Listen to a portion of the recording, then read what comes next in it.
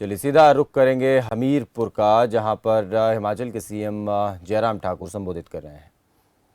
Doctor डाले, DCP साथ में डाले और जाकर के बड़ा बंगाल में पहुंचे और वहां जाकर के जितने भी लोग थे, लगभग 130-135 लोग थे वहां पर, उन सबको वैक्सीन लगा करके आए।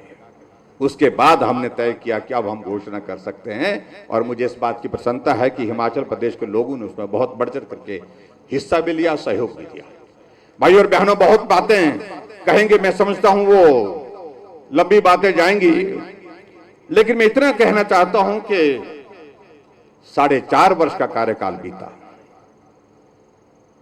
और 4.5 वर्ष के कार्यकाल पे हर कदम पर आपका सहयोग जिस प्रकार से मैंने कहा कि मिला है, अब 4.5 वर्ष के बाद दौर अगला शुरू हो गया।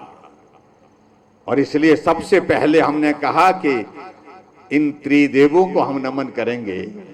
सबसे पहले हमने कहा कि ब्रह्मा विष्णु महेश को हम जो है उनको नमन करेंगे, क्योंकि हमारी जीत की सबसे बड़ी मजबूत कड़ी, रीढ़ की हड्डी अगर है तो वो सामने मेरे बैठी है। तो आपके जिम्मे इस काम को हम छोड़ रहे हैं कि फिर से इस युद्ध में हमने जाना है और फिर से विजय हासिल करनी है। और इस विजय को हासिल करने का सबसे बड़ा जिम्मा अगर किसी का है तो हमारे वो समर्पित कार्यकर्ता, हमारे त्रिदेव आज के इस कार्यक्रम में बैठे हैं। आपकी भूमिका बहुत महत्वपूर्ण है, आप सबके सहयोग के बिना नहीं हो सकता है, आपके सहयोग और समर्थन के बिना कल्पना नहीं की जा सकती। मैं इस बात को कह सकता हूं। और मैं ये भी कहना चाहता हूं, सरकारें एक बार बनी, कई बार बन गई। हिमाचल प्रदेश में भारतीय जनता पार्टी की सरकारें हैं और वो सरकारें बनी हैं तो आप जैसे समर्पित कार्यकर्ताओं की वजह से बनी है। हिमाचल के लोगों ने हमको सहयोग दिया, समर्थन दिया है, लेकिन एक काम छूट गया है। अपनी सरकार के बाद फिर अपनी सरकार, एक काम जो छूटा है, अब की बार उस काम को पूरा करेंगे। ये मेरा आप सबसे निवेदन है। उसके लिए अब की बार ज्यादा मेहनत करने की आवश्यकता है और मुझे पूरा भरोसा है निश्चित रूप से उसमें हम सफल होंगे।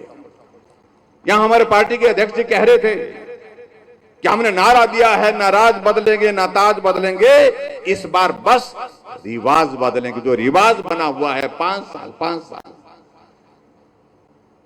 1985 के बाद ये दौर लगातार चलता रहा। 5 वर्ष के बाद परिवर्तन होता रहा और जिसके कारण लोगों के दिमाग में बैठ गई बात, यानी कि सरकार कितने की इसके लिए होती है, लोगों के दिमाग में बैठती है 5 साल।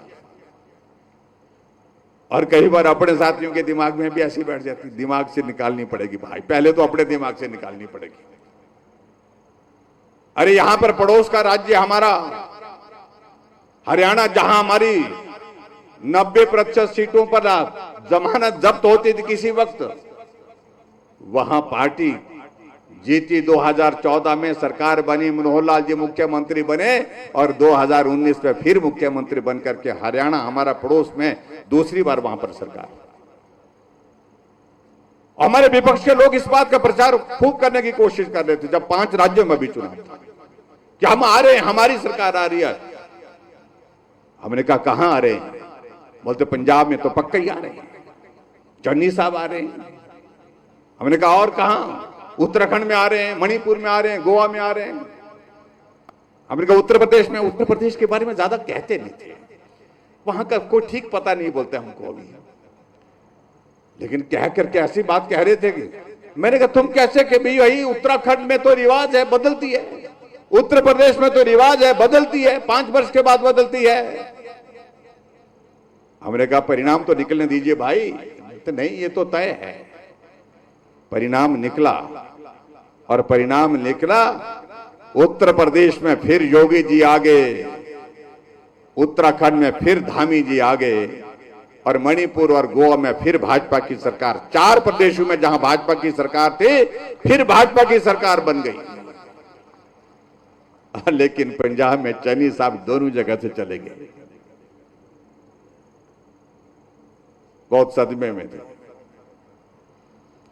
तो हमने उनको एक बात कही, भाई अभी ये तो बारी बारी की बातें कह रहे हैं, अब आप छोड़िए ये बातें, अब ये बात खत्म हो गई, रिवाज बदल गया है, तो इसलिए रिवाज नया हिमाचल प्रदेश में भी अब की बार होगा और रिवाज क्या होगा कि भाजपा की सरकार है, फिर भाजपा की सरकार हिमाचल प्रदेश में बनेगी। ये रिवाज बदलने की बात शुरुआत यहां से होगी, ये मैं कहना चाहता हूं।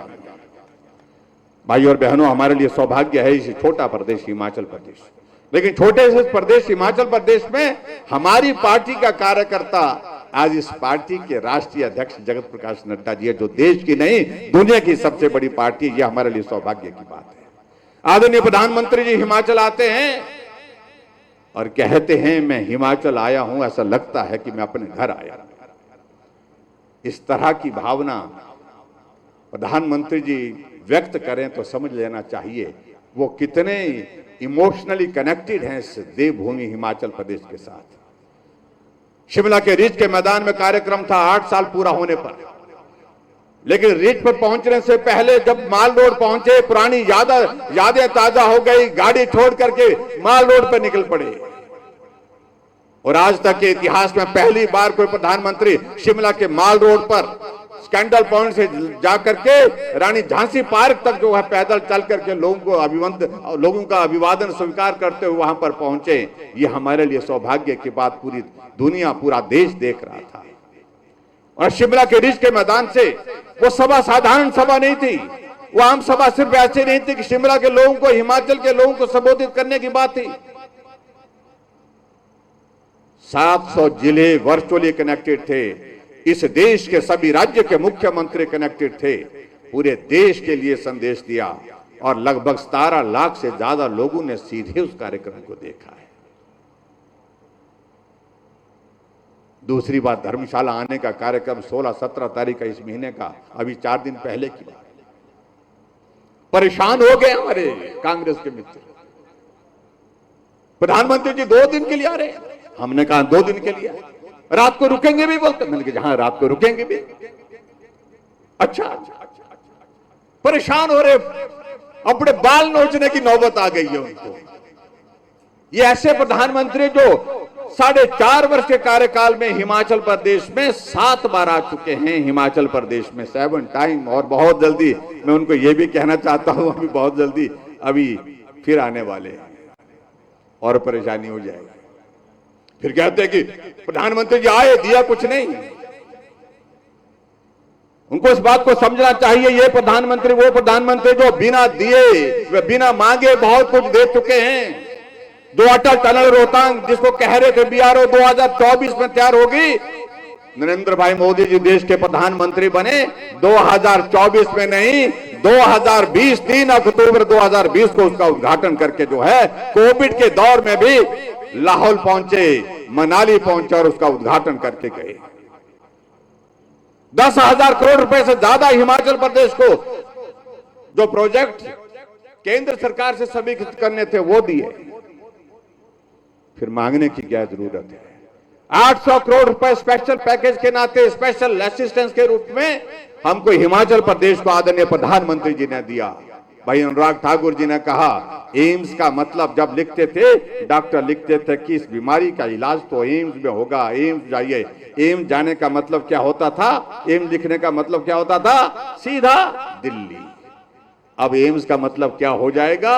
अगले महीने उद्घाटन होने जा रहा है, एम्स का मतलब क्या हो जाएगा? सीधा बिलासपुर। ये अंतर है, उनको समझना और समझाना पड़ेगा।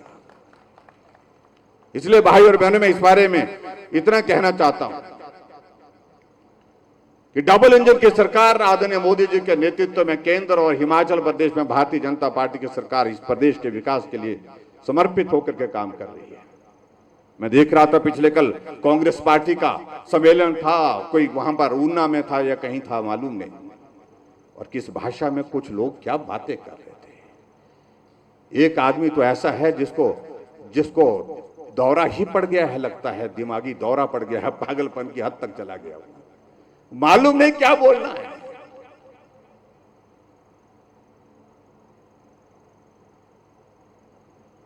अपनी फ्रस्ट्रेशन निकाल रहा था, पार्टी का अध्यक्ष बनने की कोशिश कर रहा था, लेकिन कहा कि अध्यक्ष नहीं हो सकते, जहां है वहां पर बने रहो, नहीं तो यहां से भी चले जाओगे।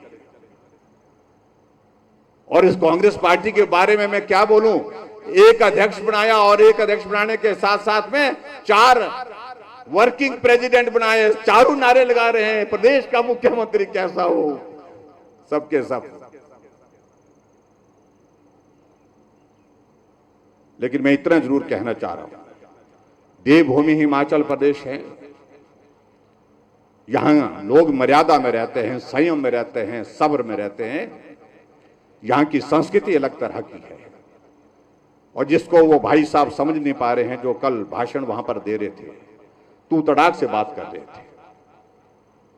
और मैं ये कह रहा हूं, जिस तरह से तू तड़ाक से बात कर रहा है, उसका जवाब देने के लिए हमारे लोग भी तैयार होते हैं। लेकिन हम एक सभ्य संस्कृति को सम्मान देते हैं, और इसलिए हम उस तरह की बात नहीं करना चाहेंगे। मैं इतना ही कहना चाहता हूं, वो तू करने वाला सिर्फ तू ही रह जाएगा बोलना। और मैं इतना जरूर कहना हूं कि आने वाले समय में बहुत खराब वक्त उनको देखने को मिलेगा, ये पक्की बात है। ये मैं इतना जरूर कहना चाहता हूं। भाई और बहनों, आज के इस कार्यक्रम में प्रदेश सरकार की उपलब्धियों का जिक्र करूंगा तो बहुत वक्त लगेगा। लेकिन कल जहां कांग्रेस के लोग कह रहे थे हम सब बदल देंगे, बोलते हैं सरकार में आने के बाद, बोलते हैं जयराम की सारी स्कीमों को बदल देंगे।